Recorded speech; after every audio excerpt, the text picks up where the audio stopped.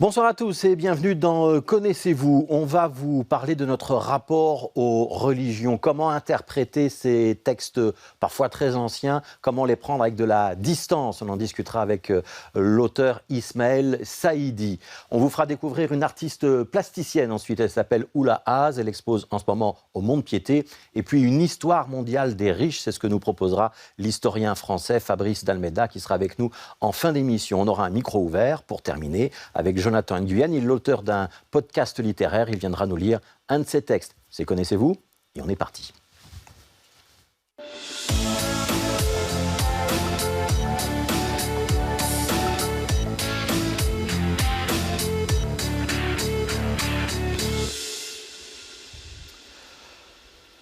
Bonjour Ismaël Saïdi. Bonjour. Est-ce que vous êtes content d'être à Bruxelles ? Ouais, je suis content de revenir à Bruxelles. Ouais, c'est marrant ça. Je fais quoi ? Vous répondez à mes questions. D'accord. Vous êtes là pour ça, non ? D'accord, je réponds à vos questions, d'accord. Je vous pose la question de Bruxelles parce que vous n'êtes plus tout à fait bruxellois. Non, j'habite à Paris depuis 6 ans maintenant. Ouais. Je ne suis plus du tout bruxellois en fait. Je suis comme mon père, je suis un immigré qui de temps en temps revient voir les siens. Ouais. Qu'est-ce que vous faites à Paris ? J'y vis, je travaille, je crée des spectacles, je vais sur scène, je réalise, je vis à Paris. Ouais. Et retour à Bruxelles de temps en temps pour voir la famille, les enfants ? Mes parents, mes enfants, ouais, je reviens à Bruxelles et je reste pas longtemps en général. C'est 24 heures, je vois mes gosses, je vois mes parents et j'ai vraiment ce sentiment, cette impression de l'immigré qui revient dans une ville qu'il ne connaît plus vraiment, où il n'est plus vraiment chez lui, mais qui en même temps est encore un peu chez lui. Ouais. Et pourtant, pour ceux qui vous suivent, qui vous connaissent, ça a été diablement important, Bruxelles. Plus précisément, Schaerbeek, vous en avez parlé dans plusieurs pièces, dans vos livres, dans vos films. Tout le temps, j'en parle encore.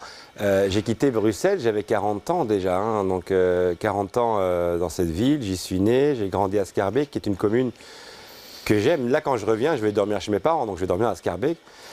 C'est chez moi, en fait, Schaerbeek. C'est une vie entière, c'est une construction identitaire entière. Donc oui, c'est hyper important pour moi. C'est une partie de moi, quoi. Ouais. Vous avez envie de vous asseoir ? Ouais, parce que je ne sais pas quoi faire debout, en fait. Alors, sur la banquette, à côté des livres. À côté des livres, là, ok, d'accord. Voilà. Toujours homme de théâtre, homme de cinéma, homme d'écriture ? Ouais, homme d'histoire. Enfin, d'histoire avec un petit H, je raconte des histoires.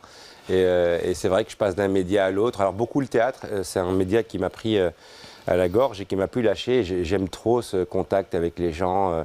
Le côté saltimbanque, il n'y a rien à faire, j'adore. Donc beaucoup de théâtre, ouais, je tourne beaucoup au théâtre et j'écris des bouquins et je fais des séries. Enfin, je continue à faire ma vie de raconteur d'histoire. Ouais. Qu'est-ce qui vous gratifie le plus au théâtre ? C'est le fait d'écrire ou c'est le fait de jouer ? C'est compliqué parce que c'est le fait, si j'étais pas auteur, je dirais c'est le fait de jouer, mais comme l'auteur est sur scène, c'est le fait de voir des personnages que vous avez écrits chez vous en pyjama devant votre ordinateur, vivre devant vous et surtout de voir la réaction du public quand il entend des mots que vous avez écrits un jour et d'entendre ces mots sonner dans la bouche d'un comédien et dans le regard du public. Donc c'est un mélange de tout. Ce que j'avais pas au cinéma. Au cinéma, vous écrivez un film, je le réalise et puis vous voyez des mois plus tard ou des années plus tard une réaction à un film, mais vous êtes déjà passé à autre chose. Mais au théâtre, c'est assez direct. Donc ce qui est gratifiant pour moi, c'est de voir des personnages vivre. Et ça commence aux répétitions déjà, jusqu'aux représentations. Ouais. Dans les répétitions, ou au cours des répétitions, vous pouvez changer le texte ? Oui. Oui, alors il ne change plus une fois qu'on est sur scène, mais c'est du spectacle vivant.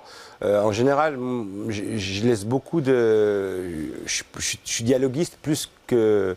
Enfin, dans le scénario, on parle toujours du dialoguiste, c'est celui qui raconte des histoires. Moi, j'aime beaucoup les dialogues.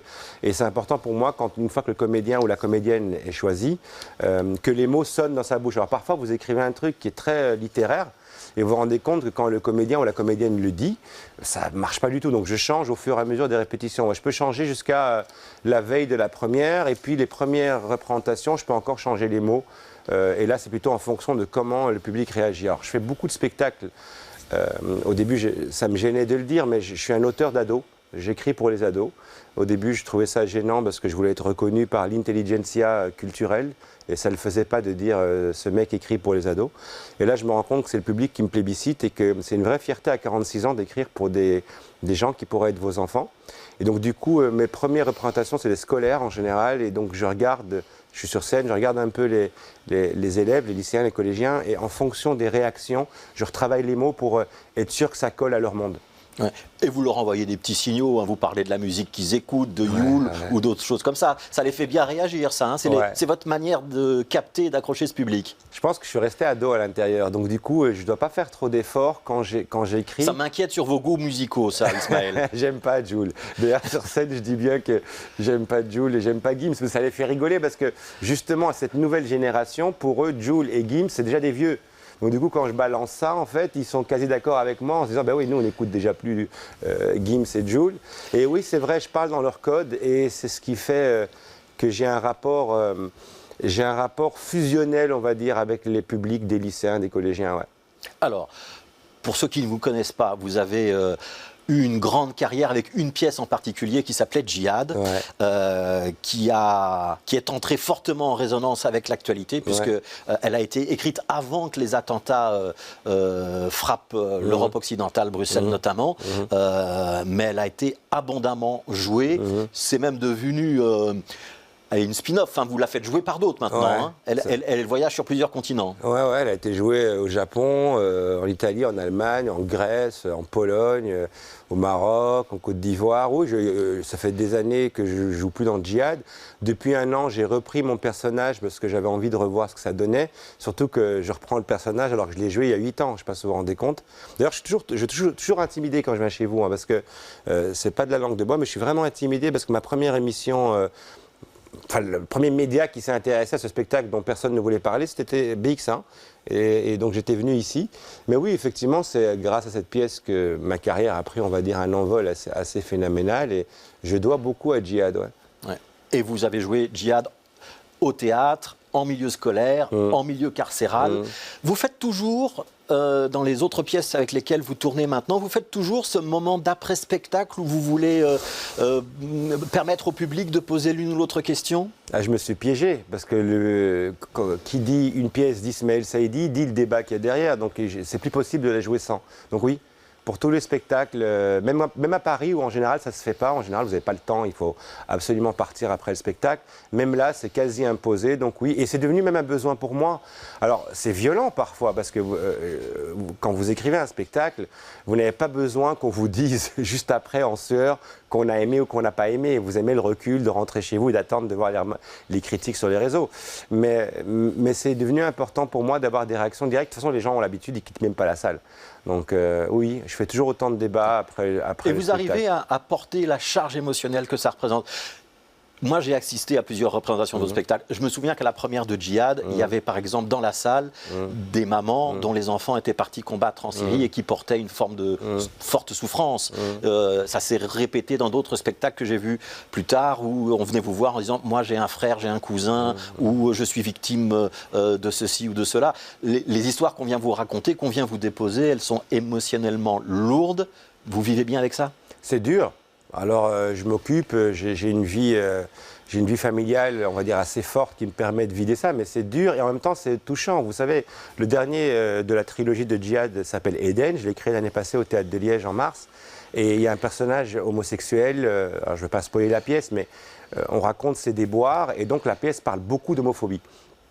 Et après le spectacle, après la première scolaire, j'ai eu une dizaine d'élèves qui devaient être, qui étaient liés à cette problématique du genre binaire, non binaire ou homosexuel, et qui sont restés en larmes après le spectacle et qui ont voulu me parler après le débat, donc après le spectacle, après le débat, et on s'est fait des câlins pendant 20 minutes et ils m'ont chacun et chacune raconté leur douleur, leur peur, le harcèlement qu'ils ou elles subissent.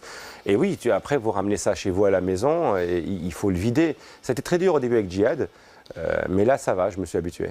Alors, je voudrais qu'on parle d'un nouveau projet, parce que c'est pour ça que vous êtes venu. On va voir des images. On n'a pas le droit de passer le son. Non. On n'a pas le droit de passer trop l'image, mais on va le faire quand même un petit peu. Allez, on va lancer l'image, et alors vous allez m'expliquer ce qu'on est en train de voir. Allez-y, Ismaël Saïdi, qu'est-ce qu'on est en train de voir? Alors, vous voyez, Lina et son père Ismaël, les voyages de Lina. Alors ça, c'est une série qui va être diffusée le 2 février sur France.tv. Et en fait, l'idée m'était venue il y a très longtemps. J'étais à Bruxelles quand l'idée m'était venue. C'était comment recontextualiser toutes les problématiques religieuses qu'on connaît. Vous savez, tous les profs et les élèves, et même les personnes lambda, on va dire, vivent tous les jours des problématiques. Par exemple, là, dans cet épisode, on parle des femmes dans les textes religieux. Et les réponses, les profs parfois ne peuvent pas les donner, n'arrivent pas à les donner, ou ne peuvent pas parce que l'école est laïque et l'école ne peut pas parler de religion, en tout cas en France. Et donc, j'ai inventé ce concept de cette fille qui rentre à la maison voir son père. Là, c'est moi en version dessin animé avec un peu plus de cheveux. Et elle vient, par exemple, lui dire, voilà, ma copine une telle, elle ne vient pas à la piscine parce qu'elle dit que les musulmanes ne peuvent pas nager. Elles ne peuvent pas se mettre en maillot.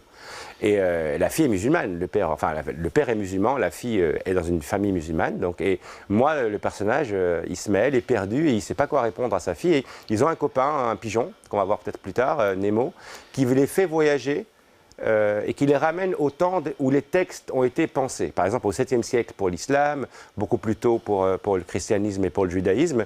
Et on recontextualise. Et je l'ai toujours fait sur scène avec Michael Privot, par exemple, qui est un spécialiste du qui est un islamologue. Qui est un islamologue, qui est surtout mon grand ami.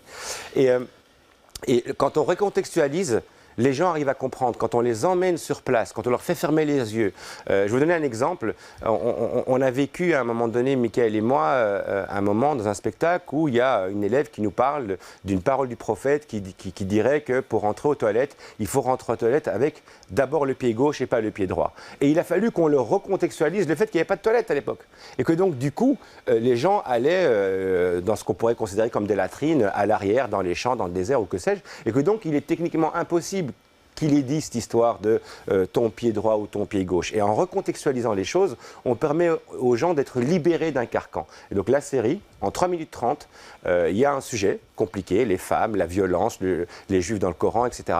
Et on a 3 minutes 30 pour voyager dans le temps, l'expliquer, donner non pas une réponse, mais une idée de ce qui se passait à l'époque, sans jugement, sans porter de jugement, sans jugement de morale même, et on revient dans le présent. Et cette idée, France Télé a accroché directement quand je l'ai proposée.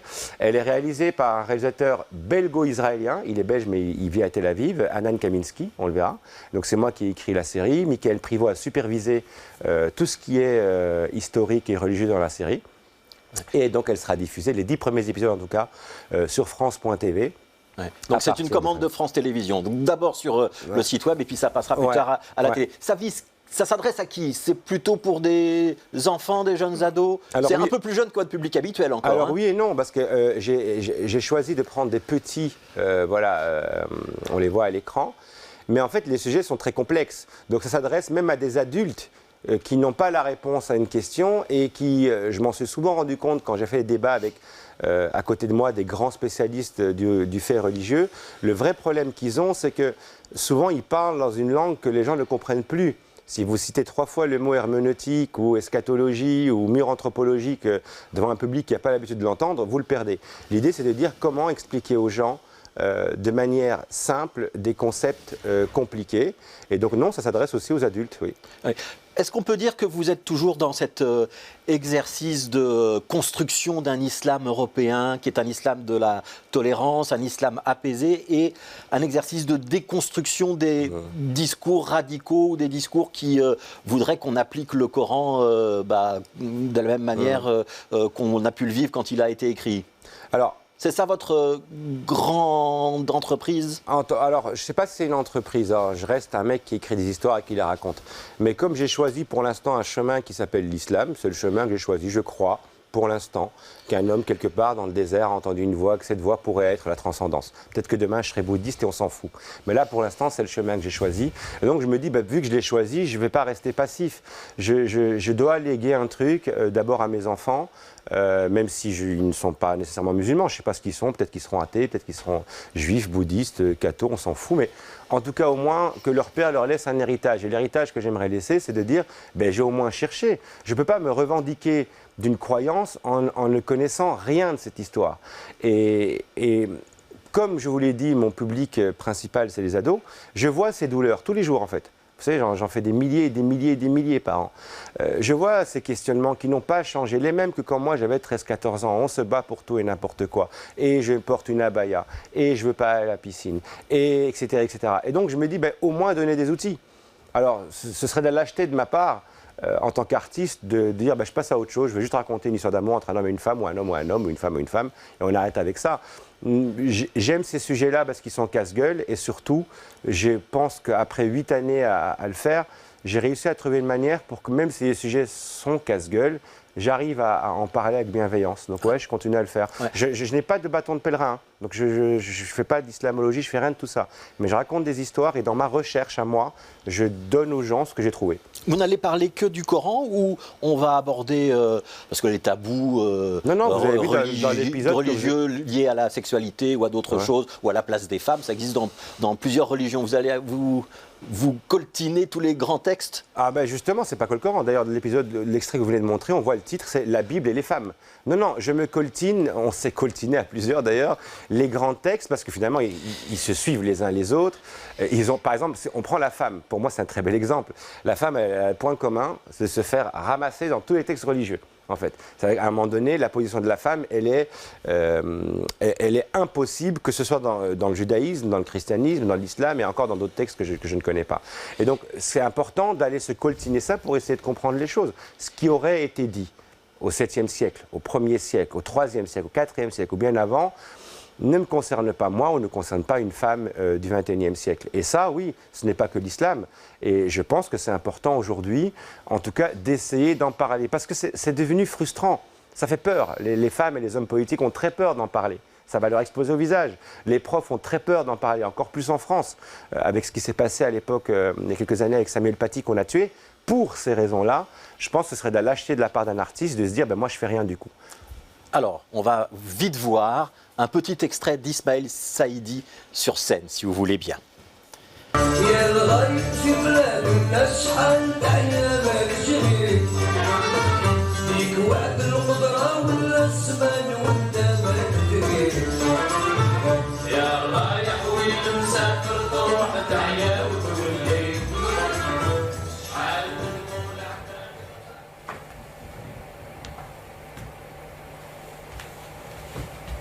Bonsoir.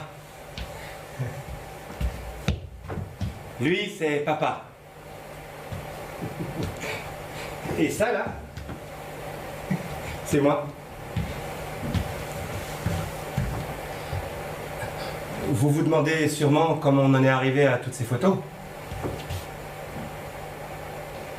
Eh bien, pour le savoir, je vais devoir vous emmener avec moi en voyage. Ça va être un beau voyage, un très beau voyage. On va voyager à travers le temps et l'espace. Ouais. On va remonter jusqu'en 1970. Et on va grimper à l'intérieur d'une camionnette. Une camionnette Mercedes 207 qui venait de traverser le Maroc, puis qui a traversé le détroit, traversé l'Espagne, la France, pour enfin arriver en Belgique. La France, Ismaël Saïdi, je me suis dit on va passer cet extrait-là puisque finalement vous vous êtes retourné en France. C'est un peu ça l'ironie de l'histoire. Ouais.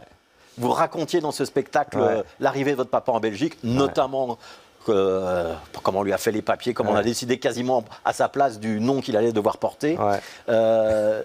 Vous y pensez souvent, votre papa? Ouais. Est-ce qu'aujourd'hui, vous vous sentez dans la même peau que lui? Vous, le petit Scarbécois, quand il est à Paris, c'est la même chose que le Marocain qui arrive à Bruxelles ou pas? C'est fou, ouais. Alors déjà, juste, je le dis pour les gens qui nous regardent, on était en plein Covid, donc il n'y avait pas de public dans la salle, il y a 4 caméras. Et ça avait été joué en streaming, je crois qu'il y avait 6-7 000 personnes qui regardaient. Mais du coup, c'est pour ça qu'on n'entend pas de public derrière. C'était compliqué. Quand je suis arrivé à Paris en 2017, en septembre 2017, avec ma petite voiture et ma valise dans le coffre, j'étais vraiment un émigré. Et j'ai quitté Bruxelles, j'habitais à Wezenbeek-Oppum, grande maison, machin, etc. Et je suis arrivé à la Porte de la Chapelle, pour ceux qui connaissent Paris, voilà, un quartier, on est pire qu'à Scarbeck, là, de l'époque. Et je me suis installé là et j'ai revécu cette vie d'émigré. J'ai été demander ma carte vitale, donc ma mutuelle, en faisant la queue avec des migrants, avec des gens qui n'avaient pas de papier, etc.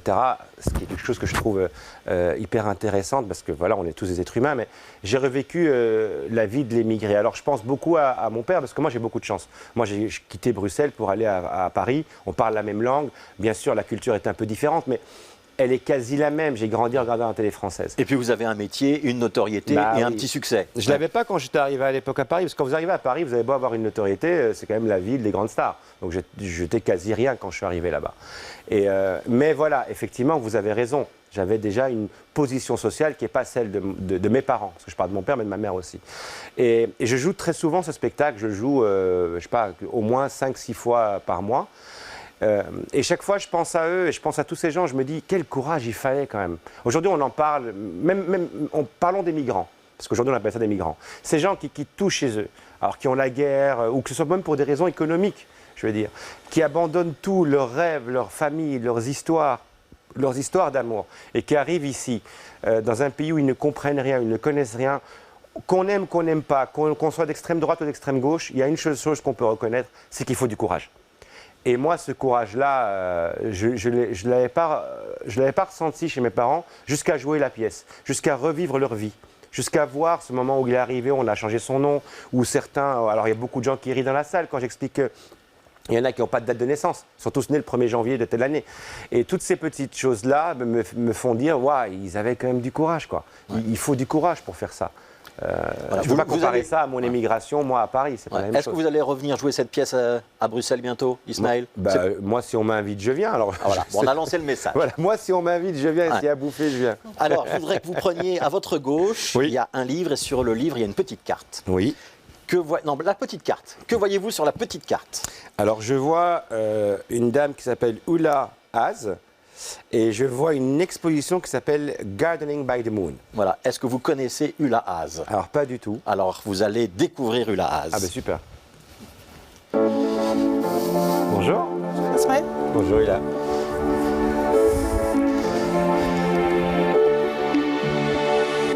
Alors, on va reparler juste un instant d'immigration, Ulla Haase. On peut dire que vous êtes d'origine allemande? Oui, je viens du nord, plus nord que Hambourg, Kiel. Près de la mer Baltique. Ouais. Oui, mes parents sont tous les deux allemands, mais pour la petite histoire, mon père est venu de l'Allemagne de l'Est. Ils ont quitté leur ferme avant la construction du mur pour venir à l'ouest. Voilà. Et vous, vous êtes maintenant à Bruxelles. Et je suis venue à Bruxelles. Ouais. Est-ce que vous pouvez vous présenter auprès d'Ismaël Saidi? Expliquez qui vous êtes et ce que vous faites dans la vie. Bien sûr.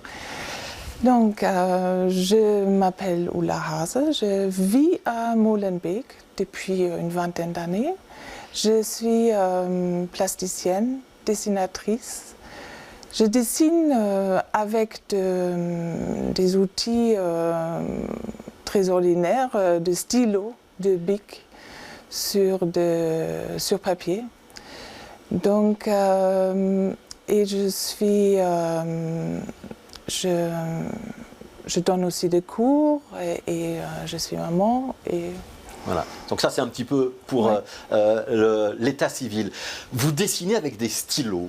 C'est donc un outil de tous les jours. Pourquoi est-ce que vous avez choisi ça et pas le fusain, le crayon, les pinceaux?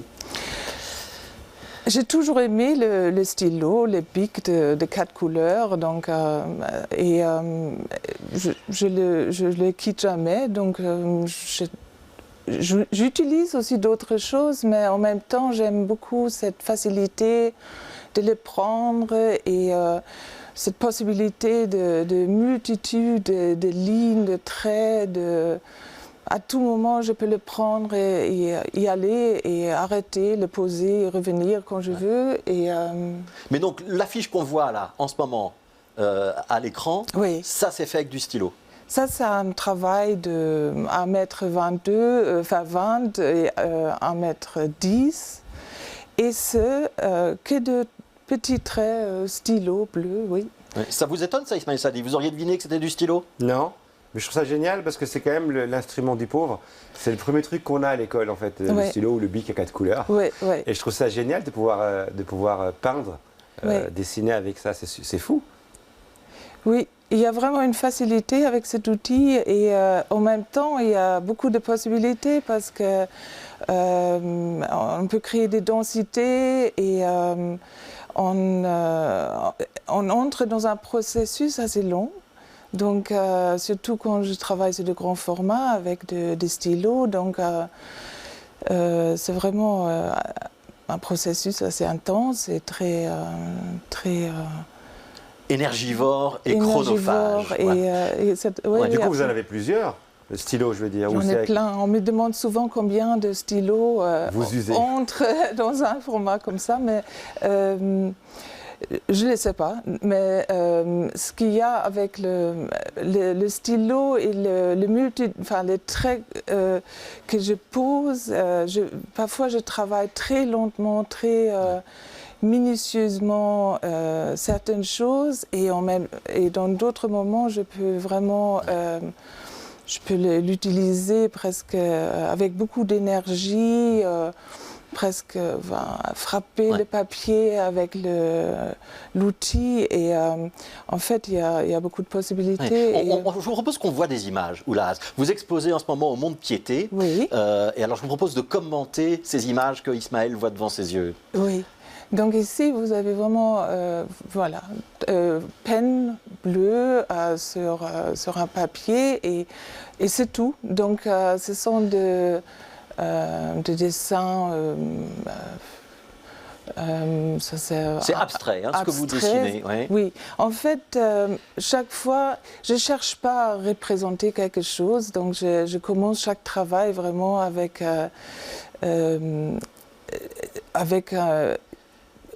en me concentrant sur vraiment ce qu'il y a pour le moment, ce que je veux, ce qui m'habite, ce que je veux,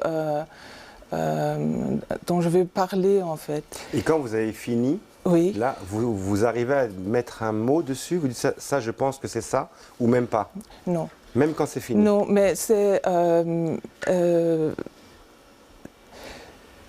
je crois beaucoup de choses se décident avant m'y mettre, parce que je dois être très claire, vu que le format sont grands. Certains dessins sont des semaines dans mon atelier. Et donc je reviens souvent sur le même papier et il faudrait que je retrouve le moment, le sujet, le départ de ce travail. Et puis je décide au début vraiment, ok, c'est comment, c'est pourquoi, et je le traduis très vite en gestes, en vitesse, en longueur de trait, en mouvement. Et puis j'y vais. J'essaie de ne pas trop penser après et de vraiment voir ce qui se présente pour moi. Mmh. Et c'est vraiment cette justesse de la thématique enfin, c'est pas une thématique, mais c'est cette raison de m'y mettre que je cherche moi-même en fait. Ce qui est très important à dire, c'est que quand on visite votre exposition, il faut aller tout près pour voir le détail, parce que c'est extrêmement minutieux, c'est un trait de stylo, donc c'est vraiment très très fin, et puis prendre du recul pour voir l'œuvre d'ensemble. Qu'est-ce que vous pensez de ce que vous voyez, Ismaël Saïdi? L'impression que ça dégage? Moi, alors ce que j'ai vu au début, il y avait quelque chose de très... je pense aux neurones. Vous savez, les neurones, quand elles sont reliées et qu'on voit des synapses à un moment donné qui clignotent, là, c'est le premier truc qui m'a pris. Là j'ai l'impression qu'il y a une nuée d'oiseaux. Alors, c'est peut-être moi, mais je vois une nuée d'oiseaux. Et c'est fou parce que je me dis, c'est ça l'art, c'est que tout le monde peut trouver quelque chose. Oui, absolument. Est-ce que vous leur donnez un nom après? Non. Donc, vos œuvres n'ont pas de nom après? Non, ça, par exemple, ça n'a pas de nom, ça? Non. Ok. L'exposition au Mont-de-Piété est née vraiment... l'idée de ce titre, Gardening by the Moon, donc c'est jardiner avec la lune. Et il y a 2 étages au Mont-de-Piété. Le rez-de-chaussée, c'est cette installation que vous voyez, pas maintenant, mais c'est avec des bandes de papier installées sur les tables et dans l'espace aussi à la verticale. Et ce sont des frottages que j'ai fait lors d'une résidence à la Villa en Pin récemment. Et donc c'est vraiment l'idée du contact. J'allais avec mon graphite là, et de bandes de papier, j'allais dans le bois, j'ai touché les arbres, ce que j'ai trouvé, c'est vraiment par le toucher que les choses se réveillent et se marquent sur mon papier. Voilà, ça c'est l'installation du rez-de-chaussée. Donc c'est vraiment les touchers, les contacts qui m'importent. Un peu comme les jardiniers qui retournent, qui touchent, la terre qui revient tous les jours, tous les ans, et qui crée des conditions pour que quelque chose puisse venir, peut pousser. Et à l'étage, on va regarder la Lune alors? Voilà, à l'étage, c'est beaucoup plus aérien et c'est l'idée de la Lune, cette autre force. Donc c'est un espace qui s'ouvre entre la Terre et la Lune. La Lune bouge des océans entiers. Donc, et là, on est, comme vous l'avez dit, c'est vraiment on est dans les microscopique et macroscopique en même temps, donc ça peut être très très loin et ça peut être vraiment un regard de très près. Il y a ce qui est peut-être au rez-de-chaussée, donc là c'est le contact avec la matière, le minéral, les végétaux, etc. Alors à l'étage c'est beaucoup plus le contact, l'écriture du temps. Donc, c'est-à-dire, je commence quelque part et je décide la direction de ce travail. Ouais. Ça vous prend combien de temps, Ulas, pour faire un grand format? Comme je dis, c'est difficile parce que je ne reviens pas le lendemain pour faire 8 heures et le lendemain, enfin, les jours après, c'est plusieurs jours, plusieurs semaines? Oui, donc les grands sont vraiment très, très intensifs. Ici, c'est plusieurs jours aussi, un travail qui n'est pas très grand. Vous aimez beaucoup le bleu, d'une manière générale, hein? Oui, oui, mais j'aime beaucoup... c'est la couleur qu'on trouve le plus avec les bics. C'est que j'aime les bleus. Oui, mais les bleus magnifiques, surtout avec ces outils-là, les densités sont très profondes et très, très riches. Et ça, c'est l'eau, c'est l'air, c'est plein de choses. Mais ici, par exemple, pour moi, c'est une écriture du temps. C'est le cours du temps, parce que ce petit travail qui est plus petit qu'à A4, ce sont des petits points posés, mais les points sont différents d'un jour à l'autre, puisque l'humidité de l'air, je ne sais pas comment le dire, fait que le pen coule différemment. Ouais. Et donc, ce qui était au début un peu, un étonnement, ça devient quelque chose, je vais voir comment ça se développe. Et du coup, moi, je suis mon propre spectateur à ce moment-là. Alors, c'est très impressionnant. C'est aussi très apaisant oui. Pour ceux qui visitent l'exposition. On ressort de là... alors il y a l'émotion esthétique de découvrir ce travail, il y a après l'admiration technique quand on apprend que c'est fait au bic et qu'on s'approche tout près pour voir le nombre de petits traits de bic qu'il a fallu pour faire l'œuvre dans son ensemble, et on ressort de là joyeux. Moi, c'est le sentiment que j'ai. J'ai entendu hier, c'était l'ouverture, le vernissage, et j'ai entendu des gens qui disent je sors avec des vibrations et des choses comme ça. Ouais. Et apaisant, absolument. Il y a une salle qui est beaucoup plus calme. Les œuvres sont montées très espacées, très loin une à l'autre, pour prendre le temps, pour vraiment entrer en contact avec les œuvres. Avec les œuvres. Alors, oui. On vous a donné envie d'aller voir Ismaël? Oui, mais déjà moi je suis en train de... moi j'écoute et je suis en extase devant ce que je vois. Mais j'ai vraiment ressenti ça aussi, il y a un côté apaisant. Alors c'est à voir jusqu'au 14 février, c'est-à-dire jusqu'à la Saint-Valentin, et c'est au Mont-de-Piété. Pour ceux qui ne connaissent pas le Mont-de-Piété, c'est juste à côté de la place du Jeu de Balle, donc on est vraiment en plein centre de Bruxelles. Ismaël, il y a un livre à votre gauche. Est-ce que vous pouvez me lire le titre?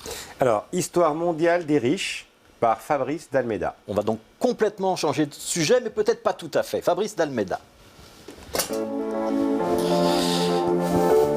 Bonjour. Coucou. Je crois que je me mets là. Hein. Bah oui, la place du roi, quoi. Non, il m'a pas donné d'indication. Donc Voilà, je me suis glissé. on donne pas d'indication. Il Voilà, faut que chacun c'est ça. trouve sa place. J'ai hésité à faire le tour du studio.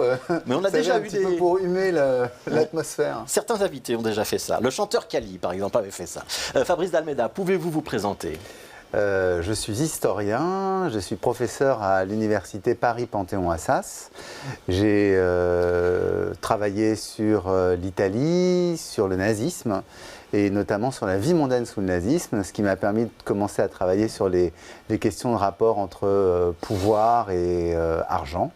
Et ça m'a donné envie d'élargir, et donc c'est comme ça que j'ai fait cette Histoire mondiale des riches chez Plon, qui est juste à côté d'Ismaël. Alors on va y revenir dans un instant. Ce que vous avez entendu d'Ismaël et ce que vous avez vu du travail de Oulahas, ça vous inspire quoi? Alors c'est très différent. Ce qui est marrant, c'est que quand je suis arrivé, je ne connaissais pas Ismaël. Et en fait, quand il a dit qu'il avait fait de djihad, j'ai reconnu Ismaël. Ah bon. C'est-à-dire, je me suis dit, ah oui, j'ai maigri. Ah oui, ça m'a rappelé. Et voilà. Et Oula, je ne la connaissais pas avant qu'on se retrouve tout à l'heure dans la loge. Et elle a commencé à me parler de ce qu'elle faisait. J'avais du mal à me figurer exactement. Je ne sais pas pourquoi. Quand elle m'a dit qu'elle dessinait, spontanément, je pensais que c'était figuratif. Et en fait, voir le travail abstrait, là, à l'écran, ça ouvre d'étranges perspectives, en fait. Et elle m'a dit de ses petits secrets d'inspiration, je ne sais pas si j'ai le droit de le révéler, mais que notamment, elle allait beaucoup se promener en forêt et qu'elle prenait ses feuilles et qu'elle faisait aussi, à partir de là, des formes de moulage sur les bois, les herbes qu'elle rencontrait. Et donc, voilà, ça m'a... En voyant, j'ai mieux compris. Voilà. Donc, il faut aller voir. Alors, on va parler de cette Histoire mondiale des riches. C'est un assez gros bouquin. Il y a combien de pages? 464. Ouais, vous n'aimez pas faire court, vous, hein? Si. J'ai une chronique de 4 minutes sur France Info. Donc, il m'arrive de faire court, oui. Ouais. Qu'est-ce qui vous a donné envie de raconter cette histoire? Alors, c'est beaucoup de petits portraits, en fait. On va remonter jusqu'au 18, c'est chronologique, hein, donc ça part du 18e siècle, je me trompe pas. Ouais, alors, il y a un petit peu plus vieux, il y a des choses qui remontent à Louis XIV, mais c'est surtout à partir du 18e jusqu'à nos jours, hein, donc on va arriver jusqu'à Bill Gates, par exemple. Et c'est toute une série de petits portraits comme ça. C'est ça que vous aviez envie de raconter, c'est l'histoire de tous ceux qui sont riches et qui, quelque part, nous gouvernent un peu? Oui, mais c'est vachement difficile de savoir comment raconter l'histoire mondiale, donc c'est-à-dire les continents, etc., des riches depuis en gros la révolution industrielle et le libre-échange. Et donc je me suis dit que le seul moyen d'y arriver, c'était de me demander quelles étaient les 60 grandes dates, avec des personnalités, les grands événements, les grandes personnalités qui à un moment ou à un autre interviennent. Et donc c'est comme ça que ça m'a amené à faire des petites histoires, une forme de petite chronologie en fait, avec 4 parties, et essayer d'aborder les personnes, parce que au fond, il y a beaucoup de gens qui ont parlé des riches. Il y a en France 2 sociologues qui sont très connus, dont un qui vient de mourir, le mari, les Pinson-Charlot. Il y a Thomas Piketty qui a fait des livres sur les capitales. Avant eux, il y a Marx. Enfin bon, bref, il y a quand même du lourd. Donc moi, je suis historien. Ce que je voulais, c'était aussi raconter la vie, les initiatives des uns, leur grandeur, leur petitesse parfois aussi. Voilà, donc je me suis amusé à essayer de coupler ça. Puis je voulais aussi parler des lieux. Saint-Moritz, qui est une station de ski en Suisse qui a commencé dès les années 1860 avec un hôtelier qui a créé le premier grand hôtel qui est devenu tellement luxueux, l'hôtel Kulm, qu'il a été le premier hôtel. Le premier bâtiment électrifié de Suisse, c'est cet hôtel. Le premier ascenseur électrique de Suisse, c'est cet hôtel. Le premier remont-de-pente, c'est lui qui le finance. Donc voilà, ils inventent les sports d'hiver. Donc il y a des choses comme ça. Je voulais pouvoir avoir des détails. Parce que je pense que dans l'histoire, quand on est historien, à la fois on doit donner la grande explication, la constitution du capital, les structures d'investissement, les actions, mais en même temps, on doit parler des petites choses de la vie d'un émir qui fait aménager son jet en se disant je vais choisir d'avoir un décor qui ressemble à un bateau, que la Rolls-Royce la plus chère du monde, elle est aussi aménagée à partir du thème de la cabine de bateau. Ça a l'air de rien, mais tout d'un coup on se dit mais pourquoi ils ont tous tellement envie d'avoir un décor qui ressemble à des bateaux? Voilà, il y a des choses qui ne changent pas. Hein. Voilà. On parle de la jet set, hein, ça indique le jet, donc la grande richesse c'est d'avoir son avion privé, et vous nous expliquez que au 19e siècle, la grande richesse, c'était d'avoir son train ou son wagon. Et donc ça, il y a des choses qui se répètent. Il y a des individus très riches qui ne sont pas recommandables. Hein. Vous nous brossez le portrait de quelques truands, hein, quand même, il y en a eu. Pablo Escobar, quand même, ouais. le premier à être entré. Moi, je trouve ça. C'est marrant parce que en travaillant, on se rend compte aussi des choses. Moi, avant de faire le livre, Pablo Escobar, c'est un peu la figure du bandit. Voilà. Puis tout d'un coup, on se rend compte que c'est le premier truand, en fait, qui est rentré dans le classement Forbes. Et ça a déclenché un scandale parce qu'on s'est rendu compte qu'il avait en gros une vingtaine de milliards. Donc ça le classait immédiatement assez haut dans le classement. Et ça a fait hurler. Comment ça se fait qu'on mette un trafiquant de drogue dans le classement? Donc ça a permis, en fait, parce qu'on s'est bien rendu compte de l'effet d'attraction qu'exercent ces classements. Donc ça a permis de faire une barrière éthique et de sortir de ces classements tous les gens qui ont des fortunes absolument mafieuses, quoi. Ouais. Donc il y a encore quelques truands, mais... Ouais. Mais pas de cet ordre. Ismaël et Oula, je voudrais avoir votre regard sur ce monde des riches. Est-ce que vous le connaissez? À mon avis, la réponse va être négative. Ouais. Est-ce que vous le fréquentez de près, de loin? Est-ce qu'il vous envie? Est-ce qu'il vous attire? Comment est-ce que vous vivez ce rapport à la richesse?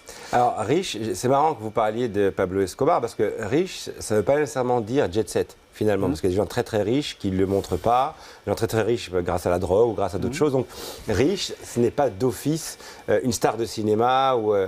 Je ne suis pas très people, moi, donc du coup, comme je ne sors pas souvent et que je ne fréquente pas trop ces endroits, donc je connais des riches. J'en connais même pas mal, mais qui ne sont pas des riches people. C'est-à-dire que c'est des gens qui sont devenus riches parce qu'ils ont commencé un jour avec un snack, puis 2 snacks, puis 3 snacks, et puis qui ont franchisé, et puis qui ont fini par... Parce qu'encore une fois, tout est relatif, ça veut dire quoi riche? Mais à un certain niveau, on va dire, de capital, ils sont devenus riches.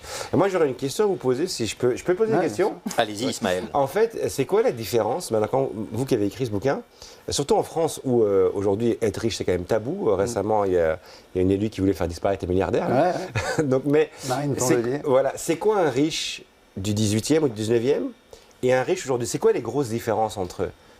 Le riche d'avant... Je ne parle pas de l'argent, je parle vraiment de... Non, le riche d'avant du XVIIIe siècle, en fait, d'avant la révolution industrielle, c'est quelqu'un qui possède des terres. Donc c'est une richesse qui est vraiment avant tout celle de l'agriculture. Il va avoir comme désir éventuellement de manifester sa puissance, sa grandeur en ayant un château, donc des pièces qui soient grandes, qui soient hautes, le plus haut possible en quelque sorte. Voilà. Et au fond, il va vouloir être dans le luxe, mais en même temps dans la puissance. Le riche d'aujourd'hui, il veut bien de la puissance, mais il veut du confort. Donc en fait, il va pas forcément vouloir un château du tout. Il ne voudra pas avoir ça, il voudra avoir une tour très bien aménagée. Je prends l'exemple dans le livre de la tour la plus chère du monde, qui vaut 2 milliards, qui a été construite par un milliardaire indien à Bombay. Et donc, dans sa tour, il a fait 3 étages de parking, il y a plusieurs piscines, il y a une partie hôtelière pour accueillir les amis. Il a aussi fait une clinique, parce qu'il n'a pas confiance dans le système de santé indien. Donc, en cas d'accident, en cas de maladie, il faut pouvoir être soigné soi-même, faire venir les meilleurs spécialistes.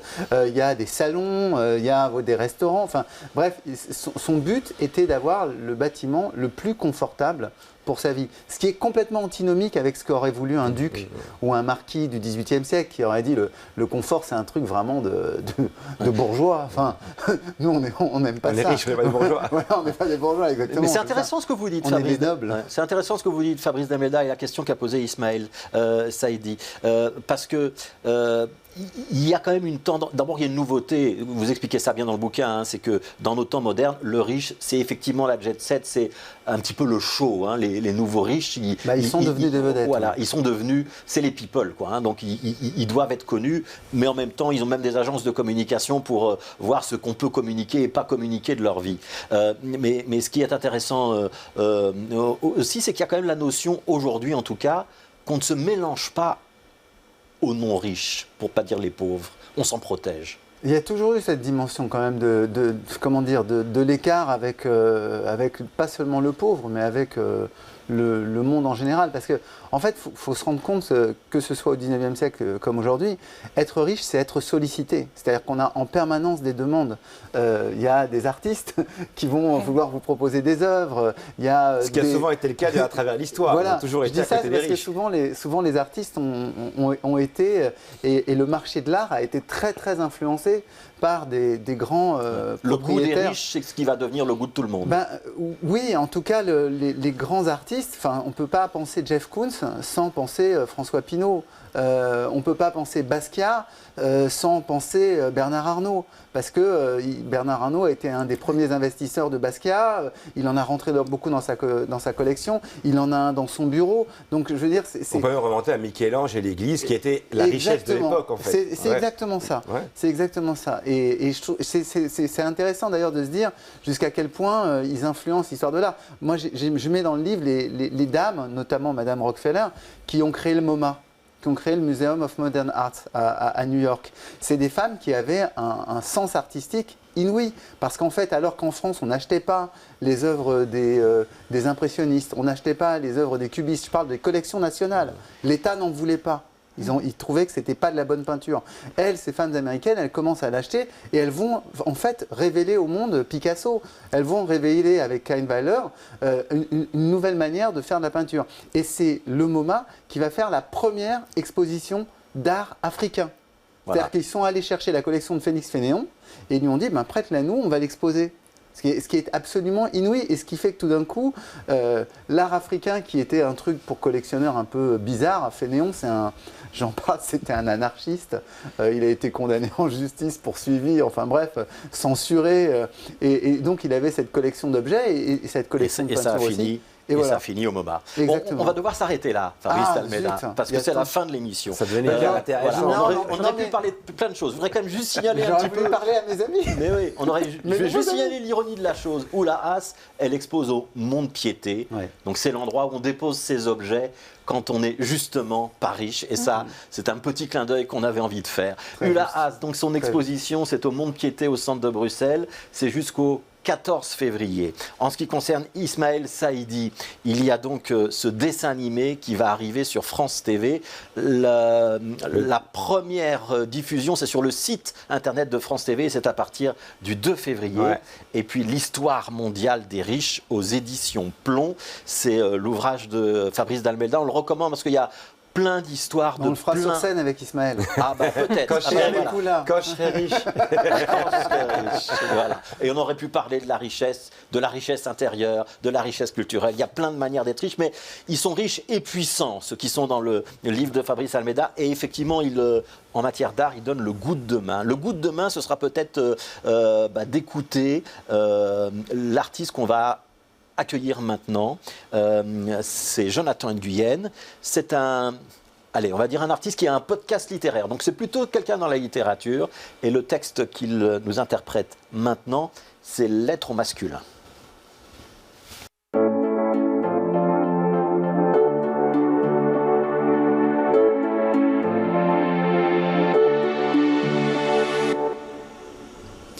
Cher masculin, nous n'avons pas toujours été amis. À vrai dire, je t'ai longtemps haï. Mais qu'importe, je m'adresse à toi aujourd'hui pour enfin me tenir debout et droit, pour mettre au monde ce que j'ai sur le cœur. Je me sens fébrile de me mettre à nu, mais il est trop tard maintenant, je continue. Ô masculin, je t'en ai longtemps voulu d'avoir déserté le foyer avant même que je sois né. À bout de souffle, je te cherchais, un jeu de cache-cache permanent où nous étions tous deux perdants. Je t'attendais toujours, désespérément. De rage, j'envoyais valser tes règles sans délai. Mais parfois soufflait un vent d'accalmie au détour du canapé lorsque je m'endormais. Une étreinte discrète pour me porter dans mon lit. Je me sentais alors petit prince de ta vie. Ô masculin, tu es celui que j'ai longtemps craint, celui qui me faisait inventer des mots pour ne pas subir la violence de tes mots. Je me rappelle ces cours de récré étriqués, je me rappelle ces vestiaires poussiéreux où chaque minute frisait l'éternité, où transparent je voulais disparaître. 6 pieds sous terre, l'idée m'a bien effleuré. Encore aujourd'hui, ces souvenirs me font vaciller à la moindre occasion, tremblement dans mes fragiles fondations. Ô masculin, colère et tristesse ont infusé en moi, poison de l'âme que j'ignorais. Tu martelais comme ton père avant toi qu'il ne fallait pas montrer, qu'il fallait se construire une solide armure, que sans elle, on ne pouvait exister. Et pourtant, autre chose s'est fait jour, un antidote dont j'ai trouvé la recette. En ce jour de décembre où tu t'es effondré tel un navire dans la tempête, ces larmes qui coulaient sur ton visage te donnaient enfin le droit d'être. C'est dans l'impossibilité de dissimuler que tu m'as enfin ouvert la voie. Ô masculin, pour nous tous, garçons ou hommes, qui avions besoin de ton amour, tant de rendez-vous ont été manqués. De fils délaissés en pères déserteurs, l'implacable défaillance se transmettait, sourde victime de sa propre violence. Et pourtant, autre chose se fait jour. Je décèle la tendresse entre tes lignes de fuite lorsque tu consens à te laisser toucher. Je te vois éclairer les autres comme un phare lorsque tu plonges en toi pour en faire jaillir la lumière. Ô masculin, il m'a fallu du temps pour comprendre que moi seul peux raviver mon étincelle. J'ai appris à recoudre de fil d'or mes blessures et à les transformer en de royales parures. J'ai appris à devenir mon propre père, j'ai appris à incarner autrement le Fils, loin des injonctions et de l'écrasante dualité. Il m'a fallu du temps pour comprendre que ma différence était une force insoupçonnée, pour insuffler de nouvelles masculinités. Et je te le demande instamment aujourd'hui, n'étouffes-tu pas de paraître infaillible dans ton carcan qui blesse comme un corset? N'aspires-tu pas à la liberté intérieure, la seule que tu n'as jamais pu te procurer? Cher masculin, qui que tu sois, tu ne m'effraies plus aujourd'hui, car je sais qu'il existe 1000 façons d'être homme, le cœur ouvert et la parole sensible libérée. L'heure est venue de sortir de nos sombres cavernes. L'heure est venue de nous montrer telle qu'elle. Alors si tu es prêt à te l'autoriser, écoute mon appel. Nous marcherons dans les vents contraires. Nous avancerons la tête haute et les yeux brillants. Nous regarderons avec fierté le chemin parcouru. Nous apprendrons à exprimer les mots de l'âme grâce aux mots souverains du cœur. Oui, mon cher masculin, donnons-nous la main pour que s'effondrent dès maintenant les remparts, pour que cèdent les barreaux de nos prisons, pour que palpitent doucement les cœurs emplis. Et célébrons enfin notre vulnérabilité, c'est-à-dire, tu l'as compris, notre humanité.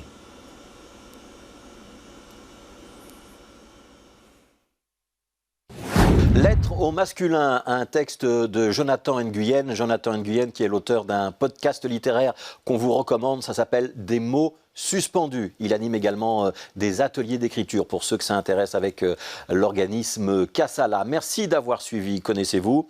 On se retrouvera dimanche prochain.